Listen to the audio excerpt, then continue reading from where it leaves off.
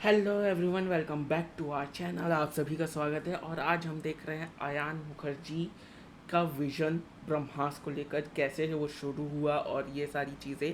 आखिर शुरुआत कहाँ से हुई इनकी। अयान मुखर्जी जो कि ब्रह्मास्त्र के डायरेक्टर हैं, वो हमें एक्सप्लेन करेंगे। और देखते हैं, कई लोगों को बहुत सारी क्वेश्चंस और प्रॉब्लम्स भी थी।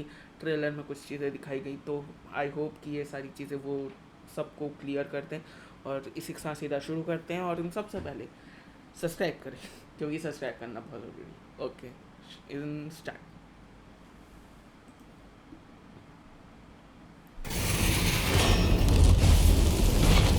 वेलकम टू नमस्ते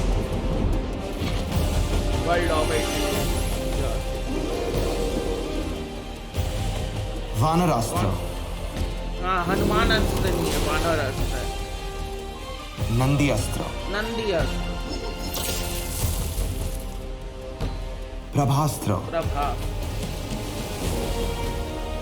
जलास्त्र, ओके, पवनास्त्र पवन अस्त्र, वायु अस्त्र बोल रहा था।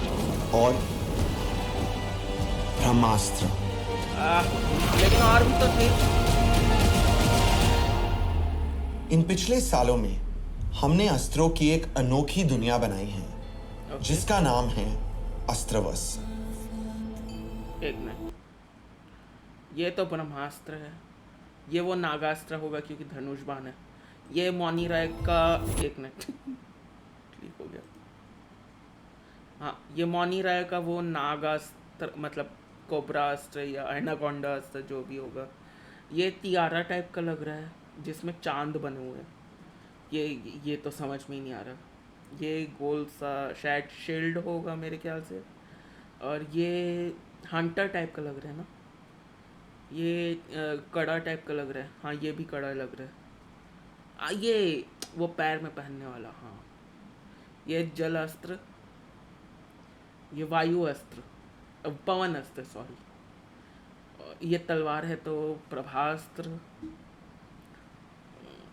अभी तो इतनी ही पहचान पा रहा हूँ, बाकी ये ब्रह्मास्त्र इतना पक्का। कंटिन्यू। और ब्रह्मास्त्र पार्ट 1 इस अस्त्रवस की पहली फिल्म है, ओके। जिसकी शुरुआत होती है प्राचीन भारत के एक दृश्य से, जिसमें कुछ महान ज्ञानी ऋषि मुनि हिमालय की शरण में घोर तपस्या कर रहे हैं। ओके। और उनकी इस कड़ी तपस्या से उन्हें मिलता है एक वरदान। ये त्रिशूल टाइप का बना, देखे यहाँ पर त्रिशूल टाइप का बना एक, ये देखो, त्रिशूल शिव जी का जैसे। एक अपार अखंड ज्योत जो स्वर्ग से धरती पे उतरती है। ब्रह्म शक्ति। एक ब्रह्म शक्ति। इस ब्रह्म शक्ति से अस्त्रों का जन्म होता है। ऐसे अस्त्र जो प्रकृति की विभिन्न शक्तियों से भरे हुए हैं। जलास्त्र, पवनास्त्र और अग्निअस्त्र। कुछ ऐसे अस्त्र जो जानवरों की शक्तियों पे नियंत्रण पाते हैं, जैसे वानरास्त्र जिसमें एक महावानर की शक्ति भरी हुई है, और नंदी अस्त्र जिसमें हजारों नंदियों की शक्ति भरी हुई है।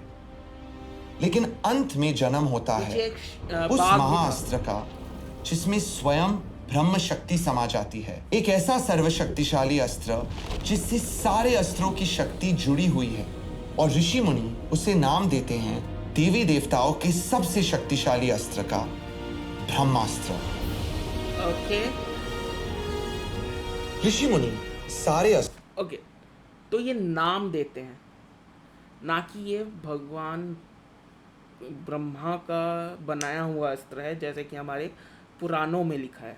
यानी कि ये सिर्फ इंस्पायर्ड है और इसे सिर्फ नाम दिया गया है। इसका हमारे पुराणों वगैरह से कोई कनेक्शन नहीं है। Okay, continue. अस्त्रों और ब्रह्मास्त्र की रक्षा करने का वचन लेते हैं, और वो तब से कहलाते हैं ब्रह्मांश। ब्रह्मांश एक ऐसा गुप्त समूह जो समाज के बीच छुपकर इन अस्त्रों से मानवता की प्रगति में सहायता कर सके।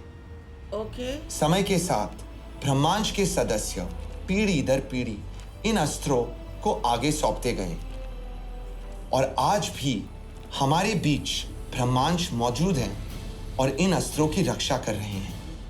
ब्रह्मास्त्र पार्ट 1 आज के भारत में स्थित है और मैं मानता हूं कि यह हमारी फिल्म की खासियत है, क्योंकि हमारे इतिहास से प्रेरित अस्त्रों की कहानी नए भारत में एक नए अंदाज में बहुत ही फ्रेश कॉन्सेप्ट है।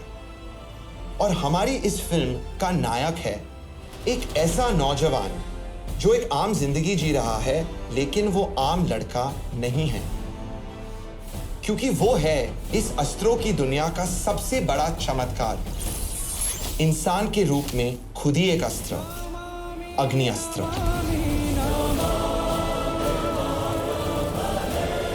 ब्रह्मास्त्र पार्ट 1 इस हीरो की कहानी है जिसका नाम उन भगवान के नाम से प्रेरित है जिनसे मैं हमेशा बहुत डीपली कनेक्टेड रहा हूं, शिवा।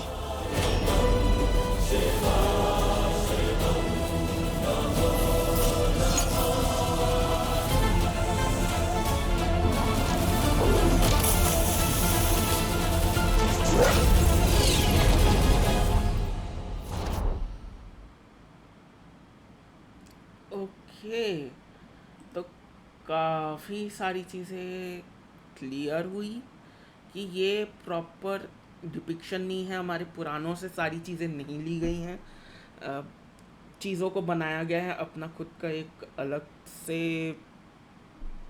अलग कहानी बनाई गई है, अलग कहानी बुनी गई है। पुराणों से डायरेक्ट कुछ नहीं लिया गया है सिवाय पावर्स और नामों के, क्योंकि ब्रह्मास्त्र बिल्कुल ही अलग ही चीज़ है। जैसा कि अगर तुम में से कई लोगों को पता होगा तो वो काफ़ी तपस्या वगैरह करने के बाद ब्रह्मा जी खुद प्रदान करते थे, तो वैसा तो कुछ नहीं है, क्योंकि इसे रक्षा करने के लिए हमारे यहाँ के ऋषि मुनि तप करके उनको बनाया गया है। तो एक चीज़ ये क्लियर हो गई। तो इसको देखने के बाद और काफ़ी सारे कॉन्सेप्ट आर्ट देखने के बाद मुझे और ज़्यादा एक्साइटमेंट हो रही है ये मूवी देखने के लिए। मैं तो एक्साइटेड हो गया। बाकी तुम अपने ओपिनियंस बताओ कमेंट सेक्शन में। तब तक के लिए बाय, मिलते हैं अगले वीडियो में। टाटा और सब्सक्राइब करो।